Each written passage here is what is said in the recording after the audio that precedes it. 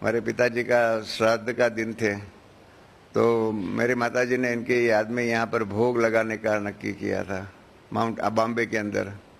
तो मुझे कहा कि आपके पिताजी के लिए भोग लगाया हुआ है तो आप आएंगे। तो मैं तो तड़प रहा था कि मुझे यहाँ जाने की चांस मिले। मैं गया भोग के लिए। हमारे यहाँ संदेशी बहनें होती है, ट्रांस मैसेंजर, जिसको गीता में आप जानते हैं, गीता में भी कहा हुआ है कि पांचवा जो जो जो नेत्र, जो दिव्य दृष्टि जो है वो देने वाला मैं हूँ। जो गीता में 11वां अध्याय जो है विश्व रूप दर्शन जो है वो दिव्य दृष्टि के द्वारा अनुभव जो अर्जुन को हुआ है वो सारा ही उसके अंदर है। राम गीता के अंदर भी राम ने हनुमान को जो अनुभव कराया है वो सारा ही दिव्य दृष्टि का अनुभव है। इस प्रकार से यहाँ पर भी बहनें साक्षात्कार में जाती हैं। आज भी आज शाम को आप अनुभव करेंगे कैसे बहनें दादी हृदय मोहिनी जो है वो ध्यान में जाएंगी और फिर उसके तन में परमात्मा की प्रवेशता होगी। तो वहाँ तो बहन ध्यान में गई और 2 मिनट में वापस आई तो सबने समझा कि भोग पूरा हो गया। तो इन्होंने मुझे ही कहा, ये पहला मेरा डिवाइन एक्सपीरियंस है, मुझे कहा कि बाबा शिव बाबा ने कहा है कि जिस आत्मा के लिए भोग लगाया हुआ है उसको पान सुपारी खाने की हैबिट है, तो उनके लिए अलग थाली में, अलग डिश में पान सुपारी लेकर के फिर दोबारा आओ। ये बहनें तो सिंध में रहने वाली थी, उनको पान और सुपारी क्या होता है वो मालूम नहीं। आज की दुनिया की सुपारी शब्द का दूसरा अर्थ होता है, मालूम है ना आप सबको। दाऊद आदि के दुनिया के अंदर सुपारी का दूसरा अर्थ होता है। हमारे वहाँ बॉम्बे में तो बहुत चलता है उस प्रकार से। तो मुझे कहा, तो मैंने कहा कि हाँ मैं जानता हूँ। तो कहा कि आप जा कर के लेके आओ। तो मैं बाजार से जा कर के थोड़ा पान थोड़ा सुपारी लेके आया। मैं सोचने लगा कि ये बहन को मेरे पिताजी की हैबिट कैसे मालूम पड़ी। मेरे पिताजी को और तो कोई हैबिट नहीं थी, पान में तम्बाकू भी नहीं खाते थे, कुछ नहीं, खाली खाना खाने के बाद पान सुपारी खाने का। वो भोग लेकर के गए और उसके बाद उन्होंने समाचार सुनाया कि आपके पिताजी से मैं मिली, ऐसे ऐसे सारा समाचार आदि सुनाया किया।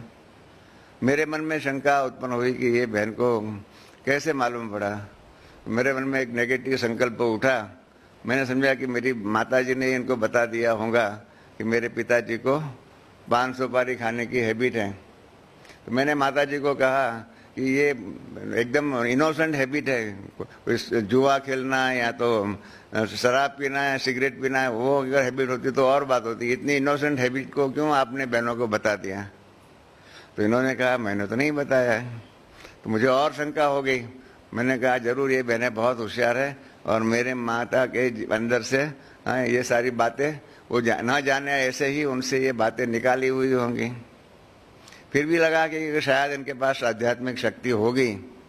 तो मैंने उनको कहा कि इन बहनों को, जो बहन ध्यान में गई थी, ट्रांस में गई थी, उनको ये रविवार को अपने घर पे बुलाना।